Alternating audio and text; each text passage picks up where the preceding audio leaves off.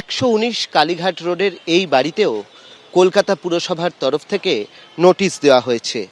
401 এই ধারায় নোটিশ দেওয়া হয়েছে এবং যেখানে একইভাবে বলা হয়েছে যে অংশে অবৈধ নির্মাণ রয়েছে সেই নির্মাণ ভেঙে ফেলতে হবে 7 দিনের মধ্যে, অথবা কেন করা হলো তার কারণ দেখাতে হবে, অথবা এই দুটো যদি না হয় তাহলে সেক্ষেত্রে কলকাতা পুরসভা কিন্তু সেটাকে ভাঙবে এবং তার খরচও নেওয়া হবে এখানে যিনি মালিক রয়েছেন তার কাছ থেকে। এবং এটা লিপস অ্যান্ড বাউন্সের নামেই এই চিঠিটা করা হয়েছে।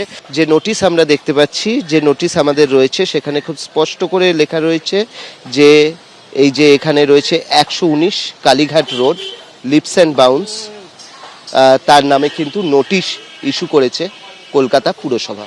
121 কালীঘাট রোডের এই বাড়িতে কলকাতা পুরসভা মোট 7টি নোটিশ দিয়েছে, যার মধ্যে 5টি নোটিশ হচ্ছে লিপস অ্যান্ড বাউন্সের নামে, একটি হচ্ছে লতা বন্দ্যোপাধ্যায় এবং অমিত বন্দ্যোপাধ্যায়ের নামে, আরেকটি হচ্ছে শুধুমাত্র লতা বন্দ্যোপাধ্যায়ের নামে।